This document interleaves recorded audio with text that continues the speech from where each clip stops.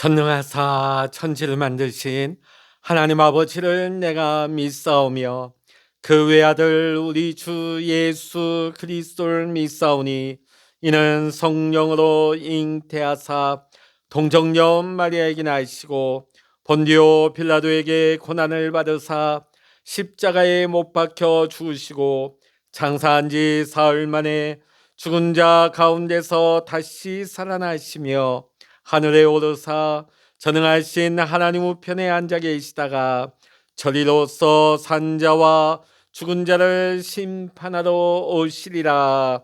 성령을 믿사오며 거룩한 공예와 성도가 서로 교통하는 것과 죄를 사하여 주시는 것과 몸이 다시 사는 것과 영원히 사는 것을 믿사옵나이다. 아멘. 찬송가 380장입니다. 찬송 380장입니다. 나의 생명 되신 주 주님 앞에 나아갑니다. 주의 흘린 보혈로 정케하사 받아 주소서. 날마다 주를 찬송하겠네.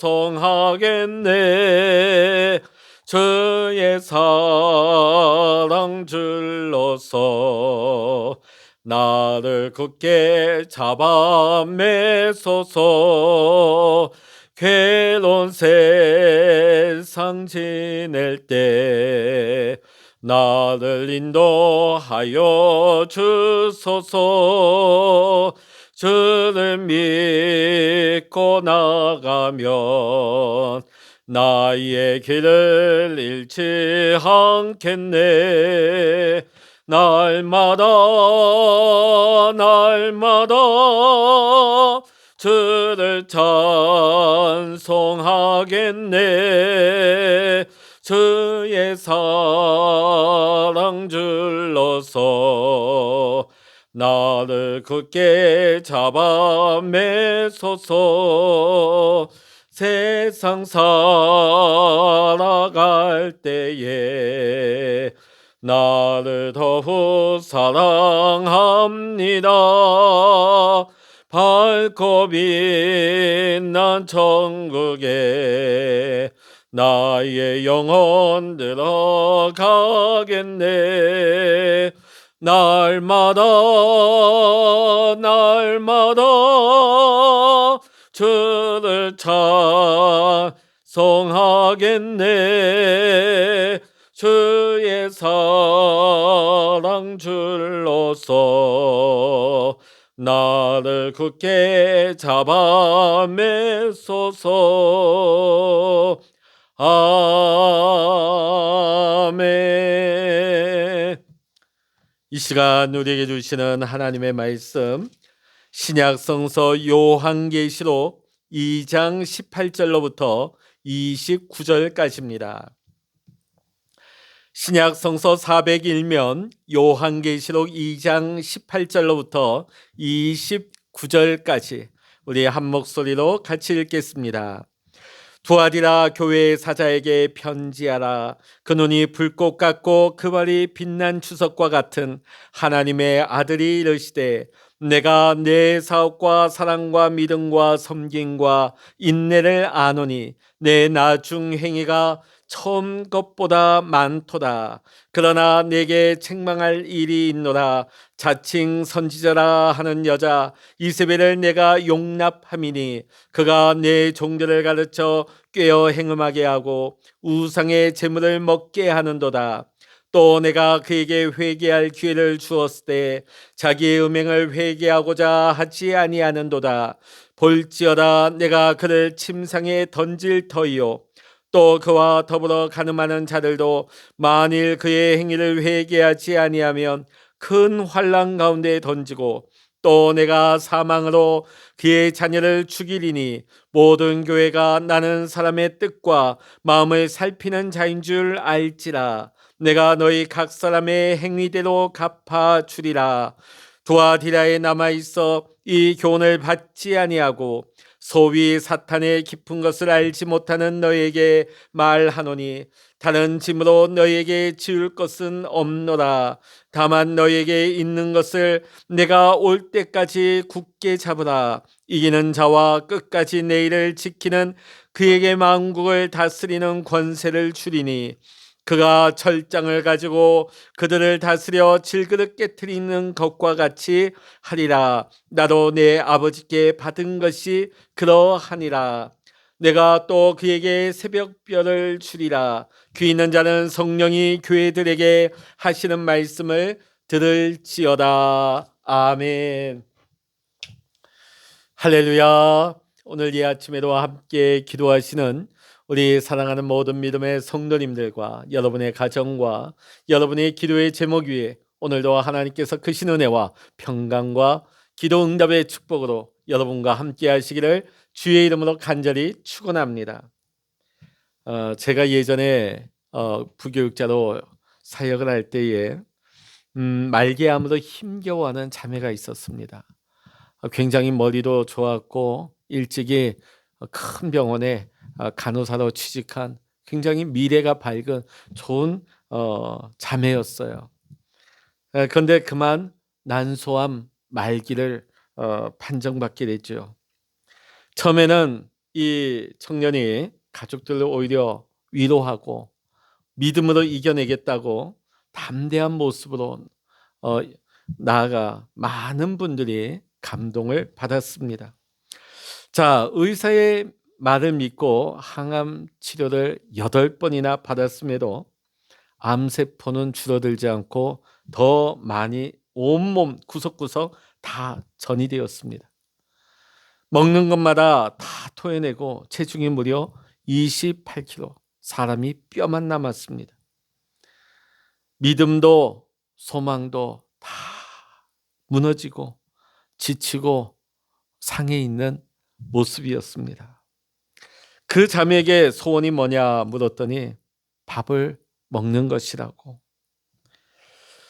옆에서 그 딸을 간호하는 권사님 되시는 어머니가 이런저런 얘기를 하시면서 참 지나온 모든 그 암투병 과정 가운데 자신이 잘못 선택한 부분이 많아서 후회가 된다고, 달리 생각하고 선택했으면 어땠을까 하면서 딸을 향한 가슴 아픈 말을 또 그 눈물 흘리는 말을 나누는 것이 기억이 납니다. 조금만 내가 암에 대해서 이해를 하고 있었다면, 내가 그때 조금만 주변의 충고를 들었더라면, 그런 후회를 하시더라고요. 사실 우리는 살면서 그렇죠. 한치 앞을 우리는 알 수 없기 때문에 오늘 우리는 잘못된 선택을 하기도 하고 실수하기도 하고 그러다 보니까 후회하고 절망하기도 합니다. 그것은 요한계시록에 등장하는 7교회도 마찬가지였습니다. 하나님을 섬기는 교회이지만 순간순간 다가오는 위기들을 적절하게 대처하지 못해서 상하고 망가진 교회들입니다.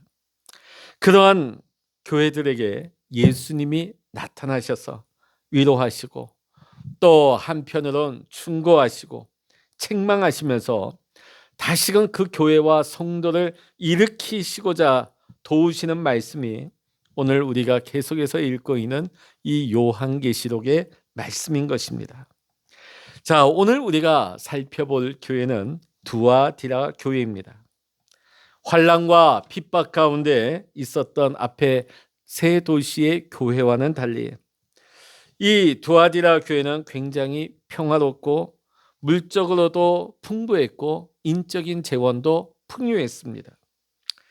자, 그 당시에 두아디라 도시는 어떤 곳이었느냐? 굉장히 직조, 염색, 또 금속 세공술이 발달한 겁니다. 그러니까 섬유, 또 그 섬유에 염색하는 거, 또 금속 세공술이 발달하다 보니까 이미 2000년 전에 그 도시에는 전문 직종 조합이라고 할 수 있는 길드가 형성되었습니다.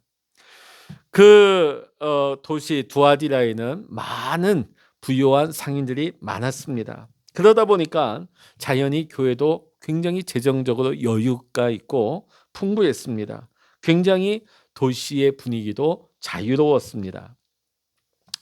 자, 근데 19절의 말씀, 주님의 말씀을 봅니다. 내가 내 사업과 사랑과 믿음과 섬김과 인내를 아노니 내 나중 행위가 전 것보다 많도다.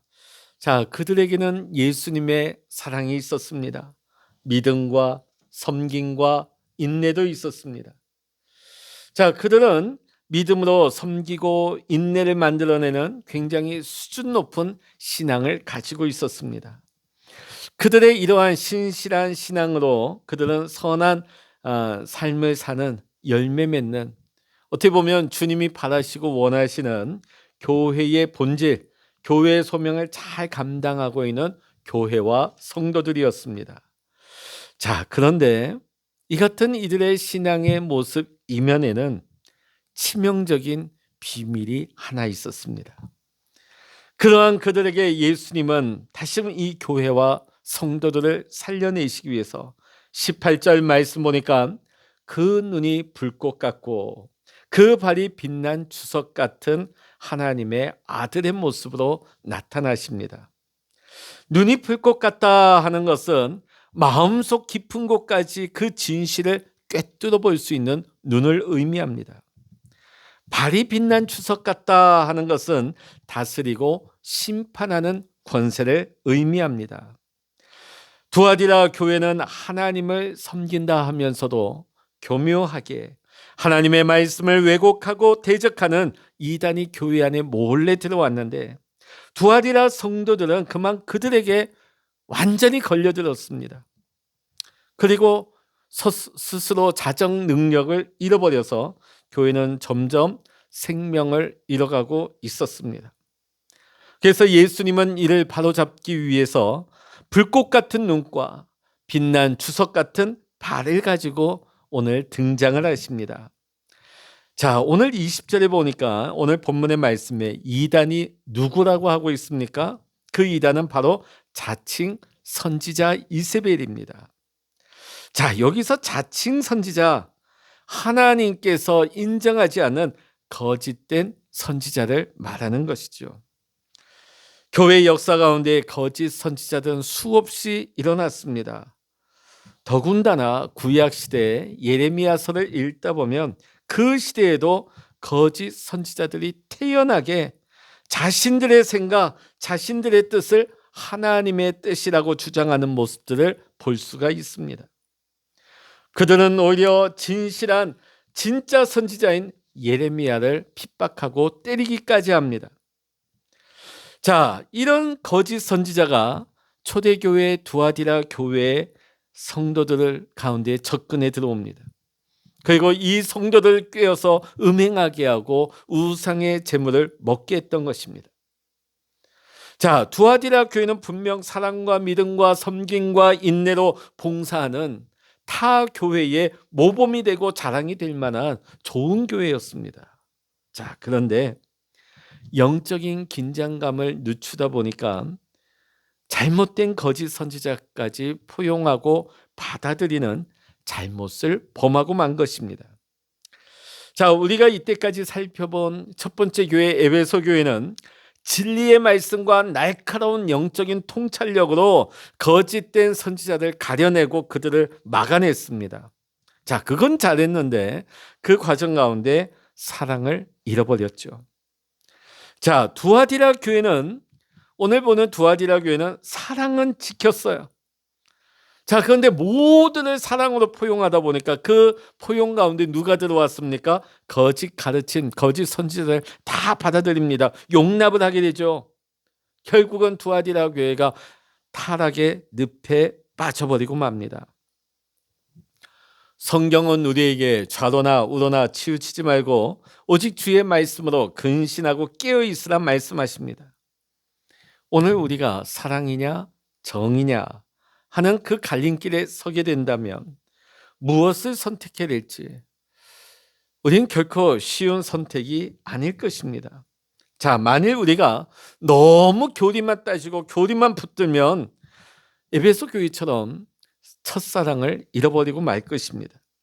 그렇다고 오늘 두아디라 교회처럼 너무 사랑하고 너무 섬김에만 치중하다 보면 거짓된 자들까지도 포용하고 받아들이면서 결국은 진리를 잃어버리고 결국은 잘못된 모습에 빠져버리는 모습이죠.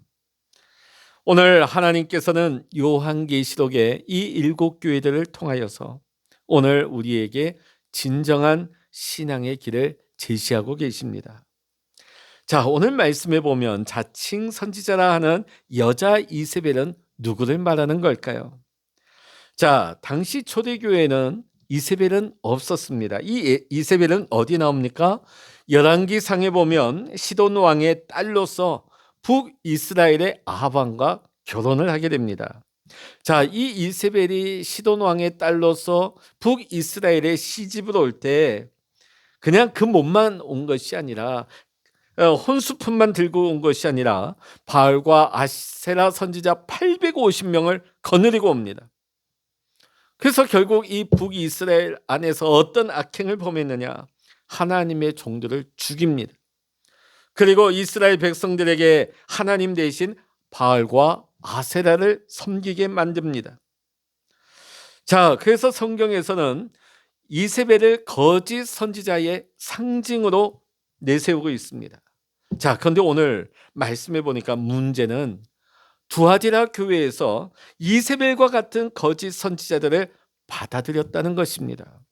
여러분, 교회 안에서 우리가 사랑하는 거, 우리가 섬기는 거, 인내하는 거 너무나 소중합니다. 그러나 그런 사역들의 가장 근본은 뭐가 근본이 되어야 합니까? 하나님의 진리의 말씀 가운데 사랑해야 한다는 것입니다. 하나님의 말씀 안에서 섬기고 인내해야 한다는 것입니다.